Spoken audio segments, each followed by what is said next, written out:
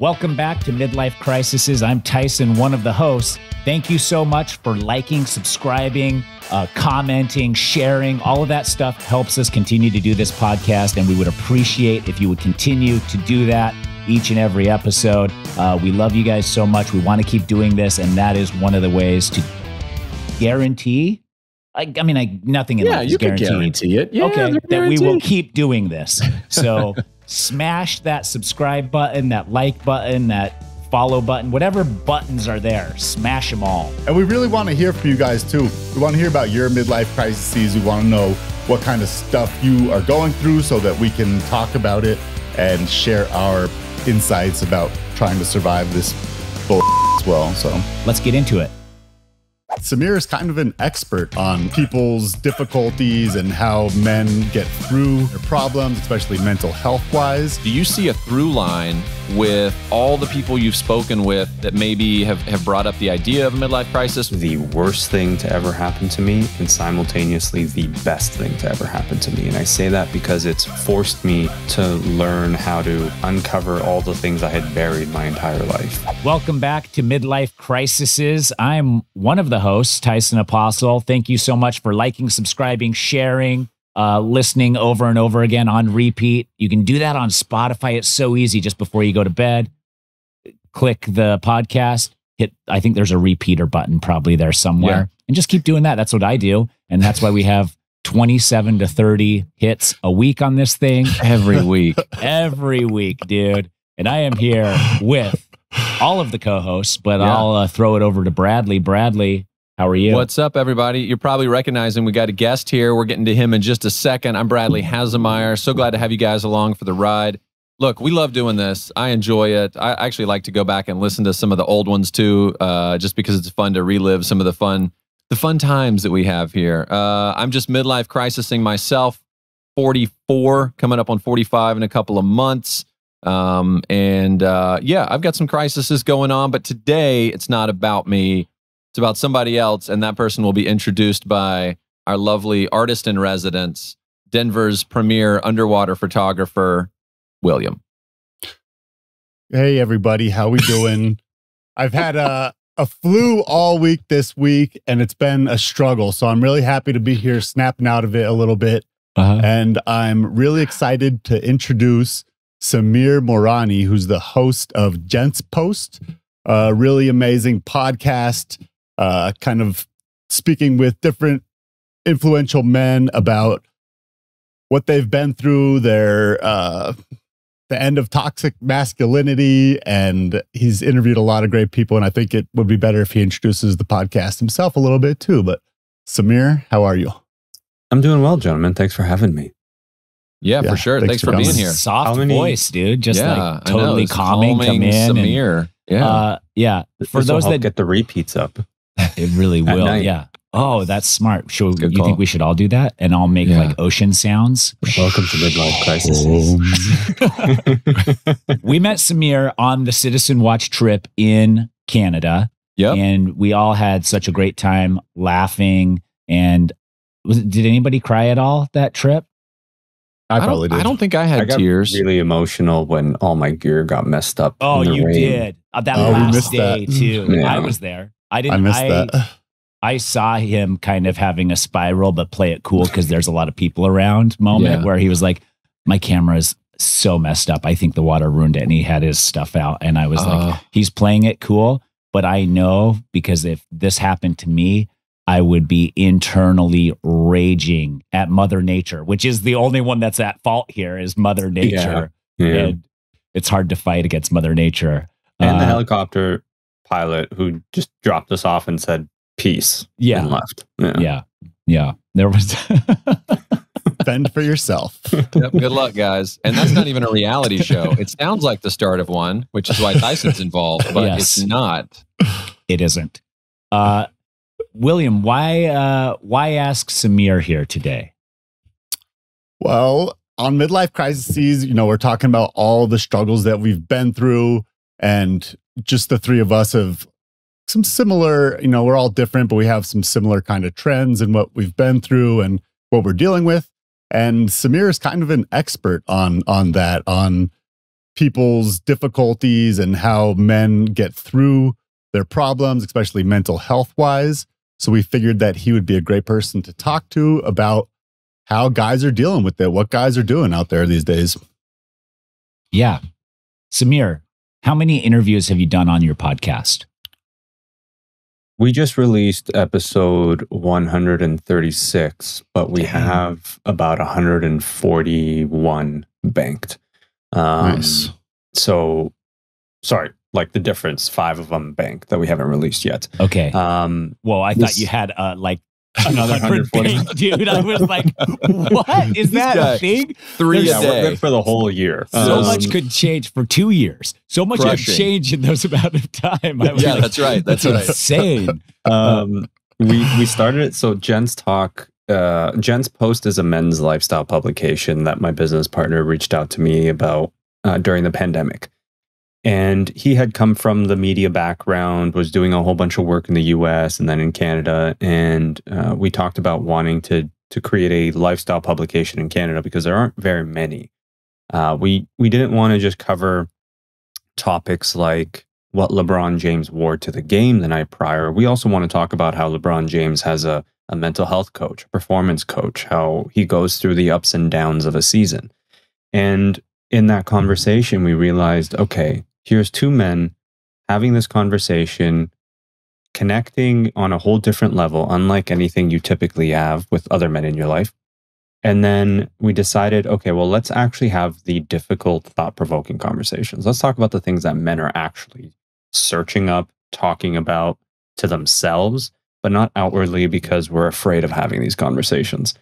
And about a year later, there was a Canadian comedian, his name is Russell Peters, coming into Toronto to do a promotion for a real estate development company that he was working with. And when they reached out and said, hey, do you want to interview him for the publication? I said, yeah, absolutely. I hung up. And then I just thought to myself, I'm like, you know what? No matter how much I capture in these interviews and then write a story, I'm missing their voice. Mm-hmm. I'm not capturing the emotion in their voice. I can tell you what they sounded like. I can tell you, the quote said, emphatically, but why not hear him say it emphatically? And so I called them back and I said, hey, can I get this on video? And they go, yeah, sure. Where's your studio? I'm like, it's downtown. Great. No problem. Okay. Hung up and then immediately started to figure out how to start a podcast. I'm like, I don't know the first thing about it. Like, where can I find a studio? I name dropped him everywhere, trying to get things for free just to make it happen. And he showed up 3 hours late. I'm a couple thousand into it now because we still had to rent a videographer and equipment and all of these things. And I'm sitting there with a room full of people just looking at me like, what are we doing? And he finally shows up. He sits down in the chair and he goes, what's this about? I guess his team hadn't actually shared anything with him. And I go, we're trying to redefine masculinity. And he's like, he leans back and he goes, what is that? And he's a little tense. And I go, well, honestly, the pandemic sucked for so many people. And it really shone a light on the realities that a lot of men face that we've never really had the courage to talk about. And when you don't have sports on TV, when you don't have restaurants and bars and clubs to go to, when you can't even go to the gym and do your healthy outlets anymore, suddenly you're faced with the prospects of, am I actually happy? Am I happy in my job? Do I have healthy relationships with my partner, my kids, myself? Where am I? And a lot of men have never done that exercise before in their lives. And when they looked in the mirror, they didn't like the man looking back at them. And so I explained all this to Russell and he goes, oh, okay. And 10 minutes into the conversation, the first of the series, he goes, Samir, the pandemic was the darkest days of my life too. He had just broken up with his partner. They had a son. And he goes, I lost access to my son. Fame, fortune, a 12,000 square foot mansion, cars, jewelry. I can have anything I want whenever I want it, except for the one thing I really wanted, which was to see my son. And that was the darkest day of my life. And here's this generational comedian sharing something so powerful and vulnerable to not only another stranger, but another man.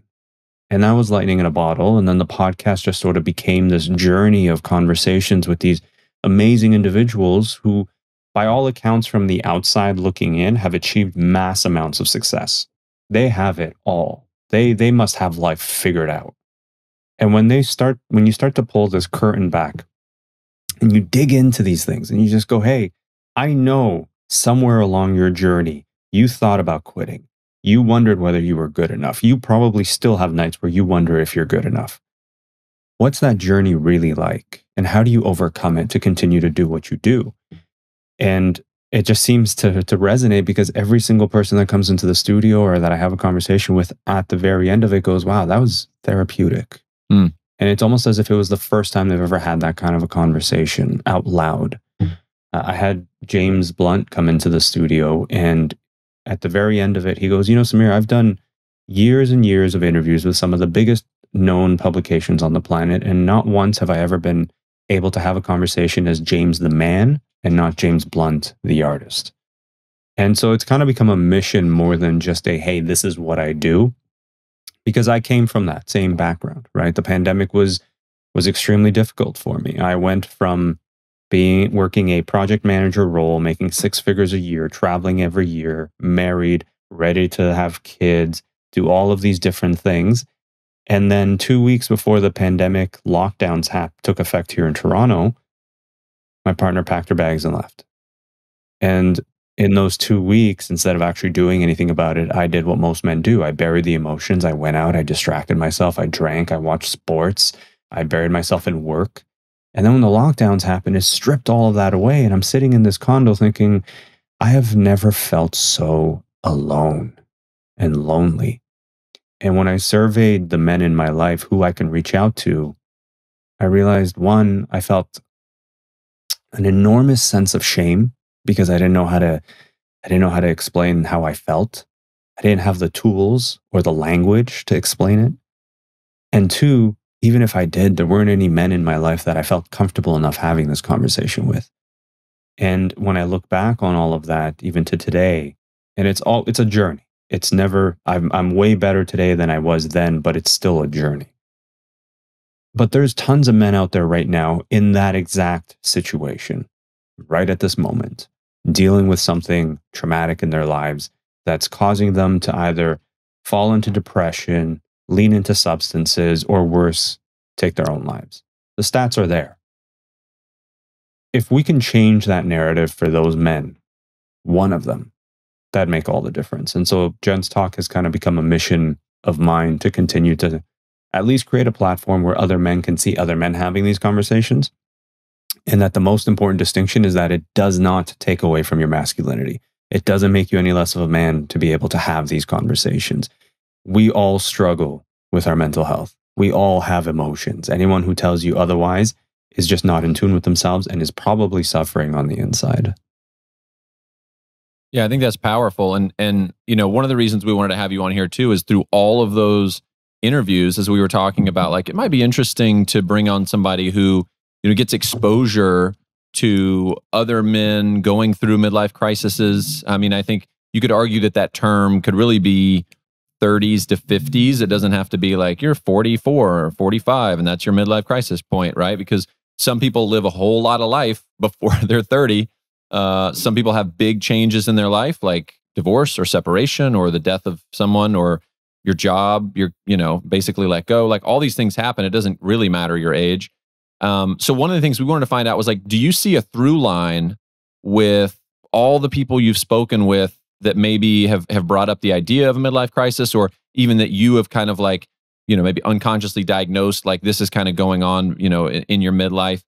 Because obviously we can only speak out of our experiences and what some of our small spheres of friends have. But we thought, man, Samir's exposed to all these dudes in so many different walks of life. So we really wanted to kind of find out from you, like, you're on the front lines. What are you hearing? What are you seeing?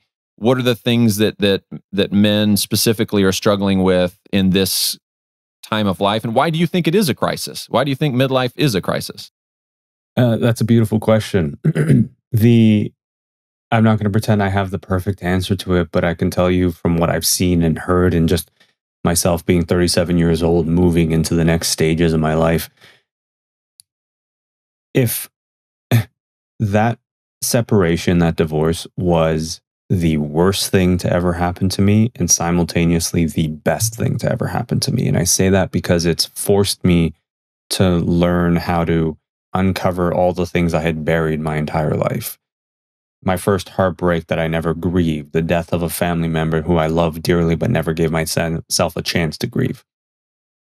As men, we find ourselves in these positions where we get to these points in our lives, in our 30s, our 40s, our 50s, where we've held on to so much. And generally speaking, around that time of life, things are kind of starting to settle. And now you have a little more time on your hands. And idle minds are, they're not the greatest things in the world, because now you're just thinking about all of these things. And suddenly you feel you need to fill that void, because if you look inside and you're like, oh, there's a lot of stuff in there that I just don't want to deal with, I need to cover that up with something else. Yeah. So that's where you find you go and you make a splurgy or a splashy purchase somewhere, or you decide like you're going to change truck. your life one way, or a new truck, a new like hat a new F-150 hybrid, particularly. William just bought one, so that's why we're throwing him under the truck. Yeah, but that's why, right? Like that's why most men find themselves leaping into these random, at least seemingly random, new things in their lives from the outside. But on the inside, it's a subconscious mechanism to try and protect you from feeling what is actually happening inside. Because for a lot of us, again, we've been raised with this idea that men don't show emotions. We don't talk about these things. We have to be the fixers and we have to be the protectors. And you can be a fixer and a protector, and there's nothing absolutely wrong with that. Again, I always have to stress that having conversations about vulnerability and emotions does not suddenly mean that you can't show up as a confident father, husband, brother, partner. While also crying. Yeah. You could chop down a tree through your tears. Yeah. That could happen. That is simultaneously possible. It's not an either or, it's a both and. Yeah, exactly. Yeah. And I mean, the studies have shown when you cry, it's not a masculine or a feminine thing. It's a hormone. It's a toxin in your system, and it's the body's mechanism of pushing it out of you. It's why you feel so good after that happens. And it took me so long. I remember being, 12, 13 years old, standing at my uncle's coffin, my favorite uncle in the world, thinking, if I turn around to this room full of people with tears in my eyes, they're going to think I'm weak. And so instead of taking a moment to say my final goodbye, instead of taking a moment to grieve the death of one of my favorite humans on the planet, all I was thinking about was, I got to hold this in. I got to think about anything but the reason I'm standing here. And I turn around, jaw clenched, thinking, I can't do this. I got to walk away, chin up, let the women cry. Let someone else cry. I'm good. I'm tough. And here I am now at 37 going, I wish I gave myself that chance. Because there I was 5 years ago in the middle of the pandemic in my condo by myself, lonely, with tears in my eyes. No one around me who can empathize and understand, because I decided to do it only when it finally boiled to the surface. So if that divorce, if that separation did not happen to me, it's very likely that I would be firstly, I would probably not be sitting in front of you, but I would be a 37-year-old man looking at some splashy purchase or some significant change, or deciding I want to start a new business of some kind because I just need something to distract me. That's all it really is, just a distraction. William, I want you to chime in here, because obviously we've talked on the podcast about, your separation as well. I feel like there's got to be some overlap there. I'm curious how much of this resonates with you on that level. Yeah, me and Samir kind of talked about a lot of this stuff on the trip too, which was really good. And I've said on this podcast too, going through my divorce, one of the things that helped me the most was speaking with other people who have been through it and hearing their stories and knowing that I'm not alone in it. And I think that there's real value in that. And I think a lot of people get that from Samir's podcast as well. For me, I think that I don't know if I've really battled with like the toxic male masculinity kind of aspects of it. Like I've never really felt very ashamed of being emotional. Like it distracted, like it took away from me being a man. But I do think that during the divorce, it was so difficult to function in my regular life because I was so emotional. So having the support networks of friends to talk to about it and people to listen to me was one of the most important things that helped me get through it. Samir, I'm interested in kind of how you got through it, like how you started to snap out of it when you were sitting in your condo alone during the pandemic, feeling terrible. Like, what was it that kind of brought you back to the earth? Yeah, that's a great question.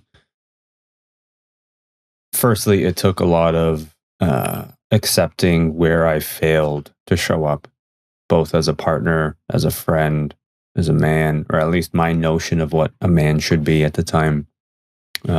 Accepting that I had failed where I did, accepting that it was also not all my fault, that it takes two. And when I sort of started to get over that initial hurdle of just finally coming to terms with this new reality, I immediately started, I immediately started looking for outlets, someone I can talk to, because it just wasn't doing it for me anymore. Being silent and internalizing it, I needed to get it out of my system. I had talked to a therapist for the first time in my life and was so awkward in the process because in my mind, therapy was for crazy people. Yeah. That's what I grew up with. Yeah. Like, oh, you know, that's Uncle so-and-so. He talks to a therapist. You should. Quack. Yeah, quack. Exactly. Like that's the cultural slang. It was, right? A decade ago. Mm-hmm. Still is in certain circles. Yeah. Absolutely. Absolutely. Even if I were to say, hey, I've spoken to a therapist among certain individuals or groups in my family, still think that way. Yeah. Yeah. And I can't almost blame them for that because they grew up with that as well. And so it just kept trickling down. So I talked to the therapist, was like, okay, you're not really doing it for me, but I learned that the act of talking out loud was actually doing something for me. So it was less because that therapist just wasn't a fit. And that's another thing too, is when you go to therapy, it's like finding a doctor, finding a dentist. You kind of always experiment before you find the right one. It's the same concept. You had to break up with your therapist? I did. She wasn't happy. How'd you take it? No. She wasn't happy? No. Did she have to go to therapy after because of this breakup? Therapists should always be in therapy too. I think that's only part of the job. Well, how could you tell she wasn't happy? She felt that we should have continued. Yeah, sure. But I felt like someone's getting a paycheck on your here. door at 2 a.m. Yeah, that's what I'm saying. That's like, how you knew. Is that protocol when you're like, hey, the knife in the envelope? This isn't working for me. We have to continue. No, it's not. Like I think. How do you break up with a therapist? Tyson brings up a good question. What do you say? I would have just ghosted. I would have ghosted and just like you would. You're such a ghoster anyway. For a professional thing where you're paying a service, like you can ghost. Yeah, you could. I mean, Tyson is, to your point, Bradley, Tyson is very good at ghosting. He hasn't responded to my text from 6 months ago. Yeah, right. He just reached over for his phone. Look at him. Yeah, he's checking. I'm looking now. I don't believe that's true. A lot of swiping to get through those texts. Let me find Samir. Go to recently deleted. Said, like, you know what? It's not working. Like this has helped me in one way, but it hasn't necessarily helped me in another. And she was great at what she did, but it just wasn't for me. So the next step I took was actually realizing I needed to talk to someone who I felt could unequivocally relate to me, who was another man, because there's something about men talking to other men, because we don't do it so often. I needed to talk to another man, a guy that felt a little more like a stranger than like a friend, but there was some notoriety there. And someone who I felt comfortable talking to. And as I was going through my phone book, I settled on a guy who, you know, as I'm going through the names, a memory popped into my brain where one day 2-3 years earlier, he was in my condo with some friends and he was sharing some challenges in his relationship openly. And I thought, maybe this guy can, let me just see what happens. Now, funny enough, this guy was my ex's sister's best friend. They grew up together. Ooh. So feels like a conflict of interest. And so I was like, all right, well, there's no one else. So I'm going to try this, knowing full well that whatever I say could potentially lead back to my ex, and it creates this whole new problem. But I picked up the phone. I texted him first, like, hey, can we talk? He's like, absolutely. Responded quick, seemed upbeat. I was like, okay, this is good. Picked up the phone, ready to talk about sports, the pandemic, anything other than the reason I called. Because as I was dialing, I was just like, oh, this is hard. And before I could say a word, he goes, Samir, the pandemic has been rough for me. I'm arguing with my partner a lot. I can't train. He's a professional volleyball player. He was competing for Team Canada to go to the Olympics. He's like, I can't train. I can't make money. I can't do anything. He's like, and it's eating away at me. And suddenly my shoulders just dropped. And I go, wow, this is what that vulnerability thing is that everyone's talking about.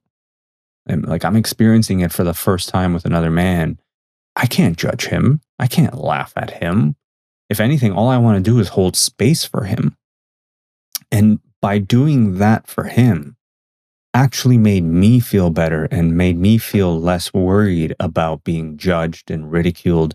And so I started to share, my insecurities, my fears, my failures, admitting like, hey, like this is so much harder than I thought it was going to be. I just thought, this might be, at worst, just like the other breakups, but there's so much nuances with a marriage and divorce and the stigmas and lawyers and settlements and all of these things swirling in my brain. And I hung up the phone after an hour and a half talking to him. And I was like, I'm hooked. I get it. I get why. And so then I started reading, I started listening to podcasts and watching YouTube videos and trying to talk to more people, because the more I talked, the better I felt. And to some degree, there was a lot of, emotional vomit that I was throwing onto just anyone who would listen. And I would encourage people to find the right person to talk to. Don't just vomit all over someone else.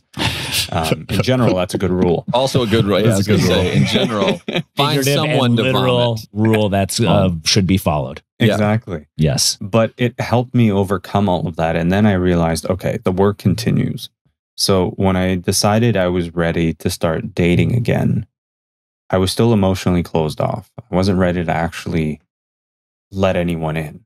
And then I met my partner, Mila, who forced all of that out of me just by being her, because I felt so comfortable, where I didn't feel like if I shared myself, she would think of me as any less of a man.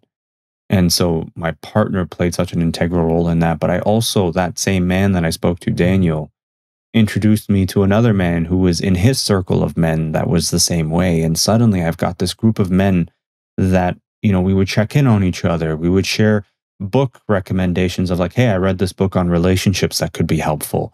I read this book on loneliness that might be helpful. I listened to this podcast on loneliness, etc. Well, and so suddenly we created this intimate circle of men who will just share things with each other and hold space for each other, because that's all I really needed all of those years. Just another man to say, hey, maybe the way you're behaving today is not the greatest. Is something wrong? Someone who can hold me accountable and vice versa, because then it would teach me how to hold myself accountable. Is there a name for this group? Like, do you text thread amongst yourselves? Men's group. Just men's there's group. got to be something better than that, like the rattlesnakes. I think that's a good one. I was thinking like emo dudes. Emo dudes. That's good. A boulevard of broken dreams. I can see that. Everyone who's been ghosted by Tyson. No, I liked your last text. I put a heart on it. You did. I don't remember what I texted you. I just wanted to make you feel uncomfortable. Yeah. I've got another question for you. So, as you go through the journey and you learn things, you reflect, you marinate on everything that happened. For me, and I think this is just true for everyone in all aspects of our life, but our understanding of everything changes. Every day we live and learn new things. Our understanding changes.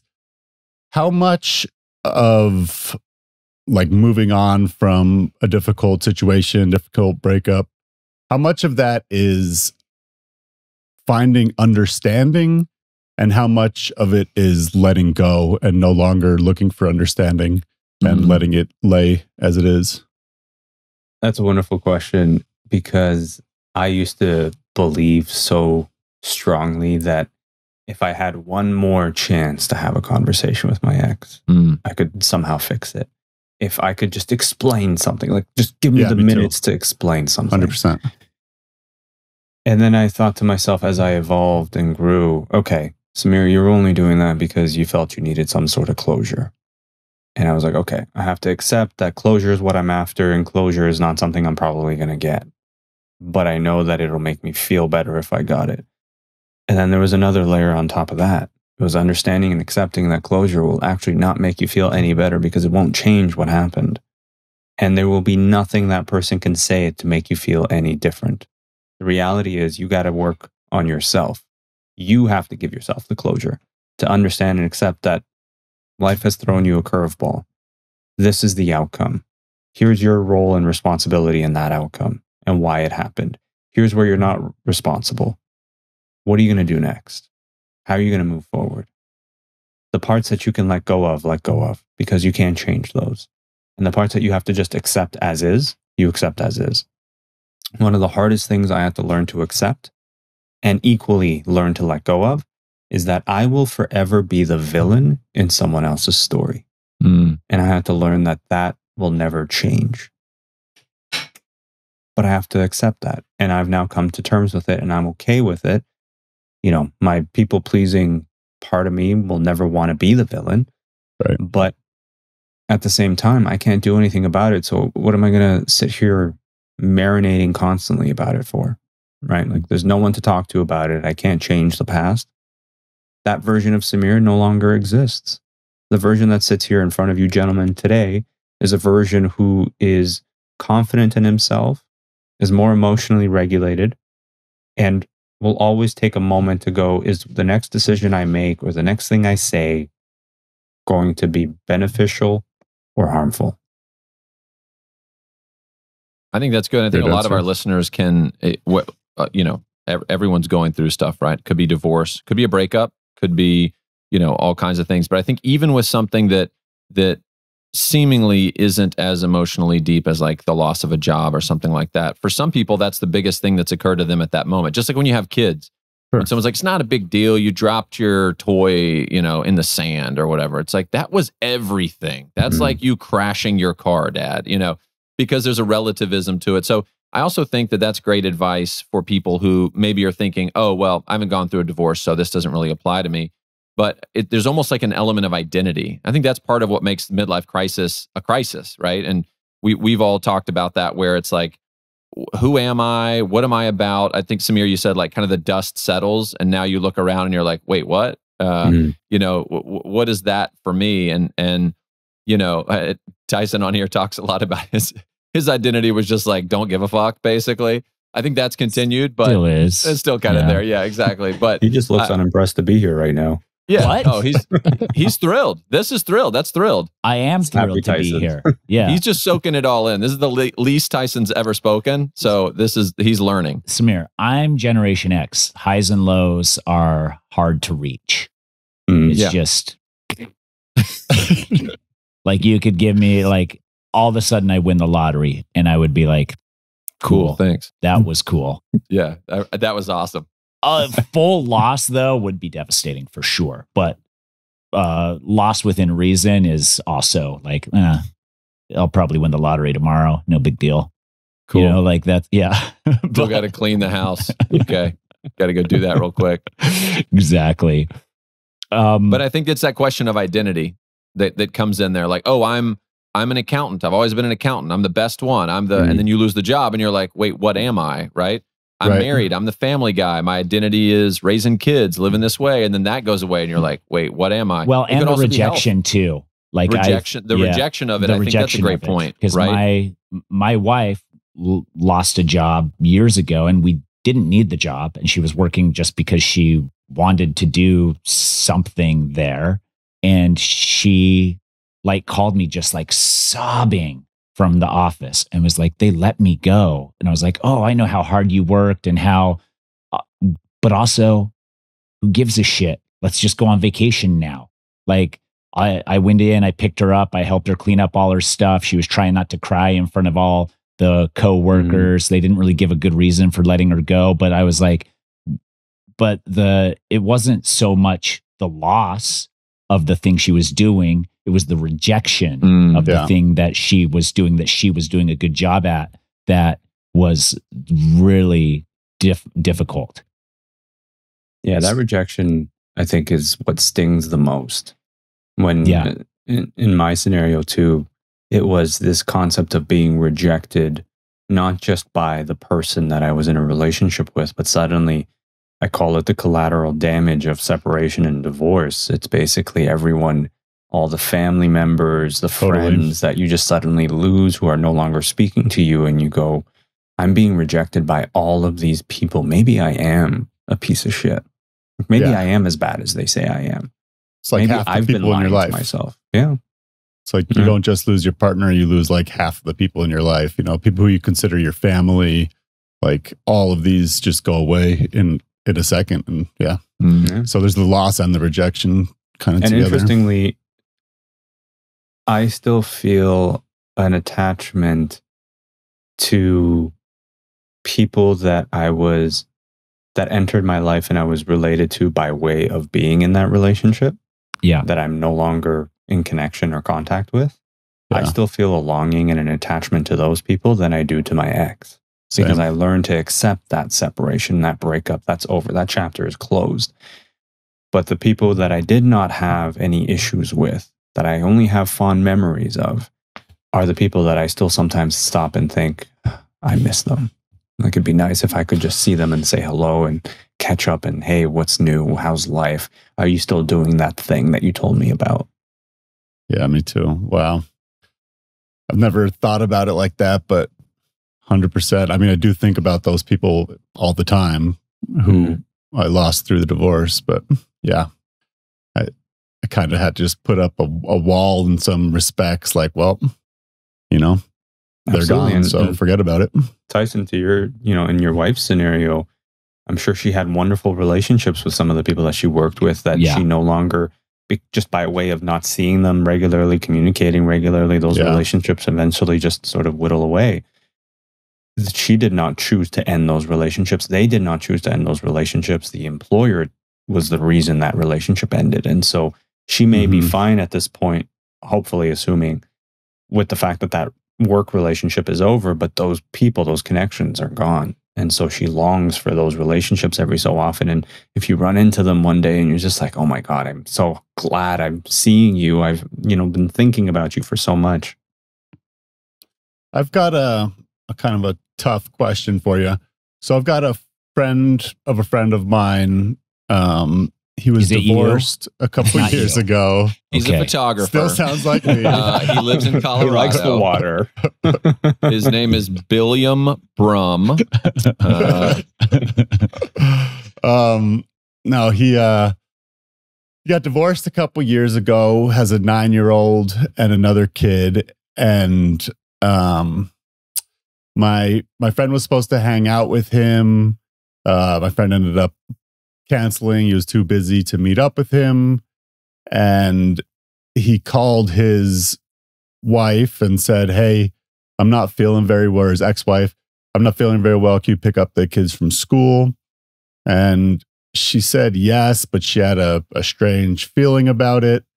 She went over to his place later and he had taken his own life. So I'm just wondering, two questions, kind of like, what would you tell to people who are feeling so desperate that they are contemplating that? And what would you say to people who are friends with people who are going through things? They probably don't know how tough the things are for that person, but just how to be there for men, especially in your life, who are in the middle of traumatic events, separations, losing their job, all these kind of things. I'll answer those two and then also talk to the people who hear that and go, how could someone ever consider taking their own life, especially when there's children involved? To the people who are struggling to the point where they feel like taking their life is an outlet that they're seriously considering,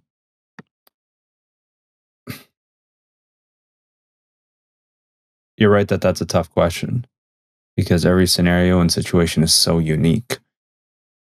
And the best thing I can offer, and just full disclosure, I'm not a therapist. I'm not a, you know what I mean? Like, I'm not a trained psychotherapist of any kind, but just from conversations I've had with men who've talked openly about times of their lives where they've wanted to, the common thread between when they do and they don't has always been that they've felt so alone that they didn't feel like anyone else could relate. And I promise you, whatever it is you're going through, you're not alone. There are people who will absolutely understand what you're going through and will absolutely be able to relate, and that you're not weak, you're not selfish for feeling this way. And it's tough, man. It's tough, because before I answer the question about how friends can show up better, for a long time I used to admittedly judge people who took their lives, because I thought, how selfish of you. You have children, you have a family. How selfish of you to cause them so much pain to do such an act. Until somebody one day said to me, you know, Samir, I get why you think that way. When you feel so low that you think your absence makes the people you care about, makes their lives better, Exactly. you feel like that outlet is actually the best course of action. Mm-hmm. And it completely reframed how I look at it.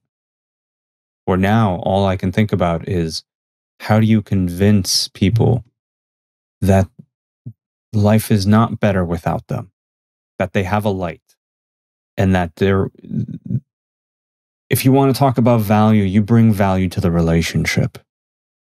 You mean something to these people. And to the people who are friends of someone who's struggling, I have a friend right now who's struggling, who has texted me, you know, a couple of months ago in the middle of the night. I'm standing on a ledge.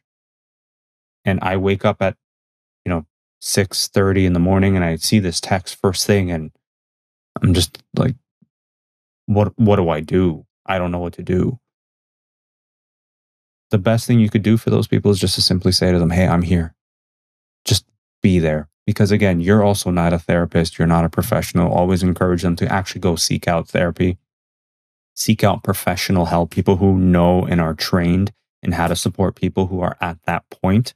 Because this isn't a, hey, I'm feeling sad, we can talk about it tomorrow when time permits. This is at any moment, that person's life can end.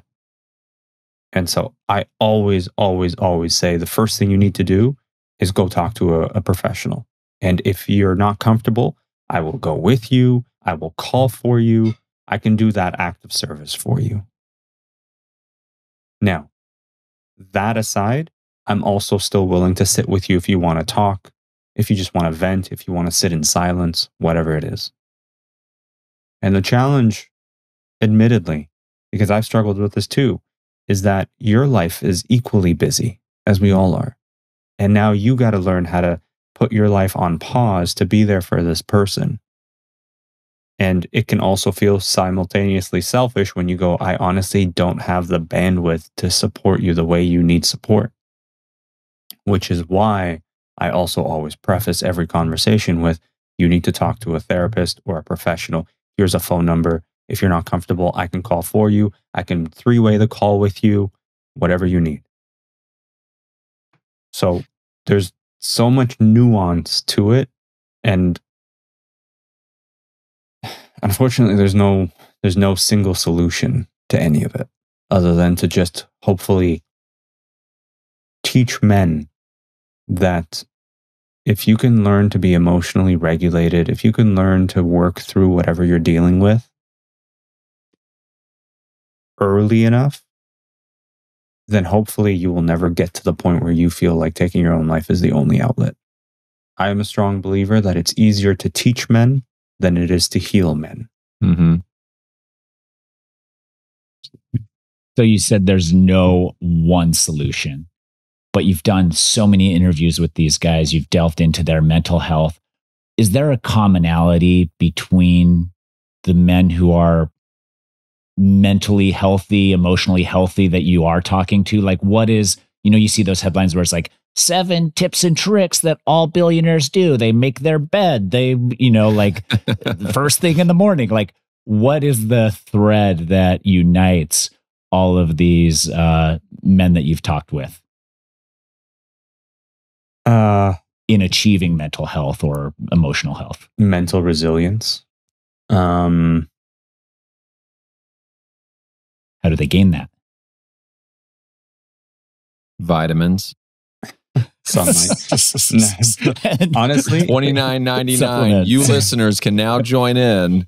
But if you order in the next 10 minutes, we'll throw in a signed hat. And there's a number of things. A lot of these men are very conscious of their breathing. They're very conscious of their nutrition. They're very conscious of their health overall, their fitness, their sleep. They're very, sleep is a natural steroid. Like the ability to, when you have a really shitty day and then you get a good night's sleep, you immediately feel better.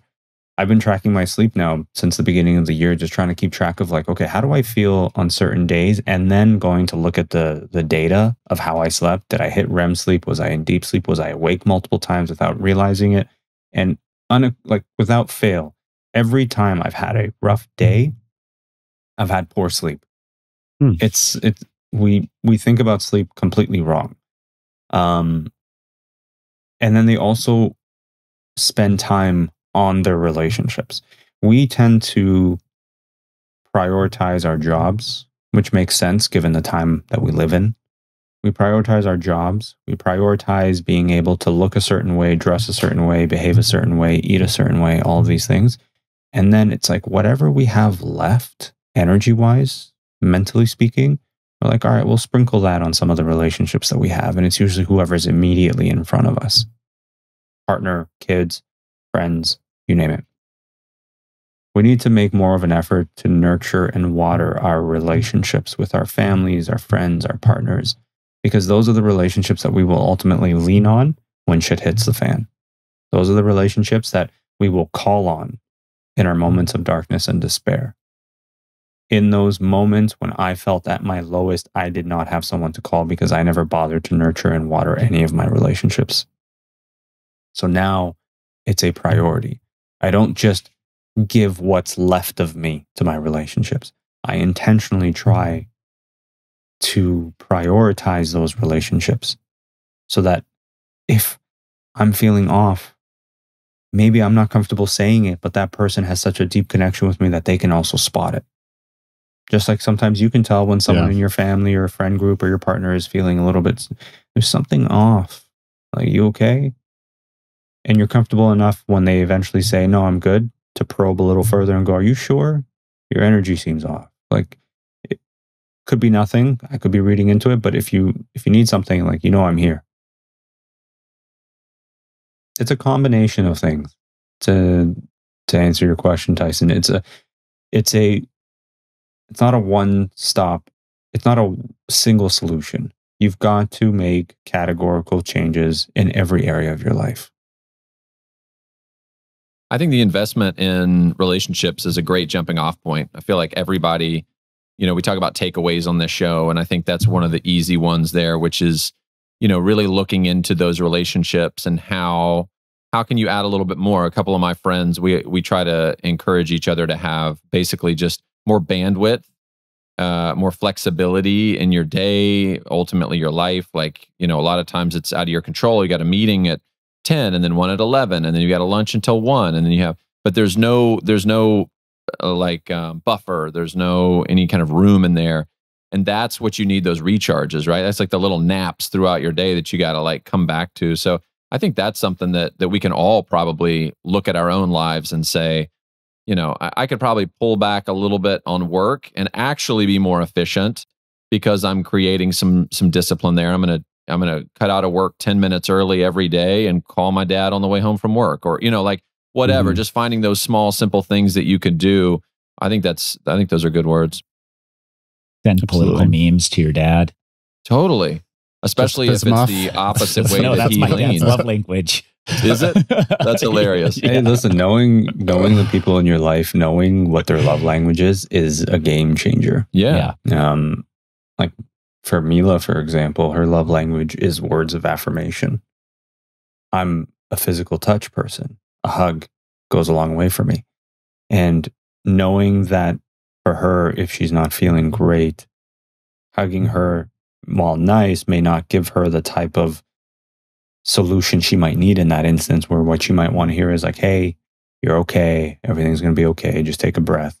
Versus for me, in that moment, all I would need from her is just to come and hug me, because I'm already processing it in my brain, and I don't need her to say the words that I'm already thinking about.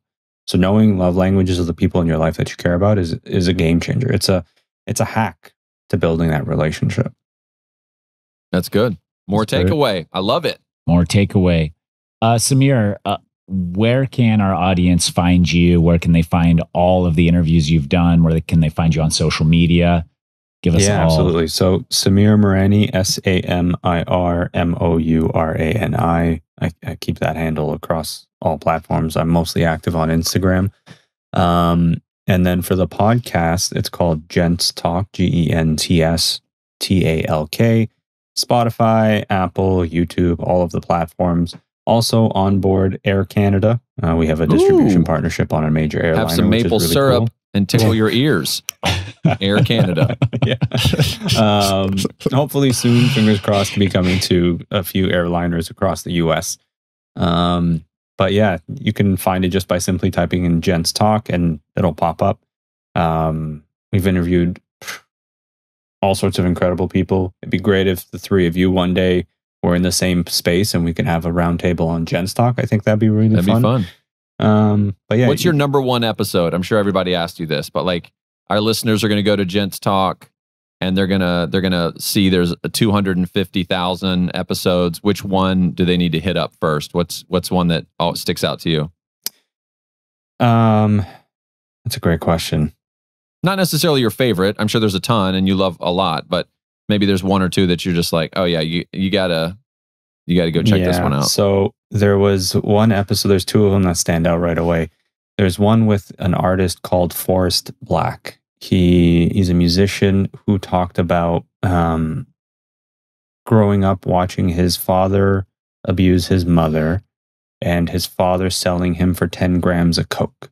Wow! And his father was also a mobster. From the top. Yeah, that's amazing. The reason that one stands out is because this man had every possible reason in the book to call it quits, to go into a life of crime and just do nothing with it. And instead, he turned his entire life around. He's a musician. Love it. He sings about love and relationships, and he's like the kindest human I've ever met. He's married. He's got a dog. Like, from the outside, you'd think one way of him until you hear his story and you go, how did you get from here to here? Because so many of us, and when you talk about mental resilience, Tyson, here's an example of someone who could have easily mailed it in and said, I'm done with this life, right, and chose a different path. The other one is with a gentleman named Devin Rajkumar. He's a chef who talks about ego. And as a chef working in the hospitality industry, surrounded by alcohol all the time, he's been sober now for about 2 years, and his journey in sobriety and the challenges and learning how to apologize for things that he did when he was younger, and accepting that some relationships he can never mend. So those were two incredible conversations. Funny enough, the one that's performed the absolute best is an episode with Daniel Negreanu, who's a professional poker player. I guess people are just very interested in understanding how poker players read people. But funny enough, real quick, the common thread between poker players, because I did a segment recently with about 5 or 6 of them, they have this enviable ability to stay positive no matter what just happened to them. They could lose a big hand and they just have this ability to stay positive, realize what they did, and not fester on it. They just immediately go, okay, I'm learning from that, and they're moving on. And it's just this common thread that I don't even think they realize, because when I brought it up to them, they're just like, oh, I didn't know I did that. But when you talk to 5 or 6 of them in a row, you're able to pull that out. Cool. Yeah, that's interesting. I thought you were going to say they like Survivor, which is also true. Poker I haven't had a Survivor guest. Actually, you know what? I had you Rob. Did. You had Rob on. Yeah. Yeah. Well, he was one of the poker. Like I spoke to him about the poker tournament. Poker. Yeah. He spoke highly of you, Tyson. Ooh, that was a long pause, but him and I are good friends. Choosing that word carefully. No, okay. He did speak highly of you. He said you were a nice guy. Yeah. All right, that'll do it for Midlife Crisisses. Thank you so much, Samir, for your time. That was incredible. Really special. And we'll be back next week. Remember, like, subscribe, share, all of the things. And we'll be back next week. See ya. Keep on crisising.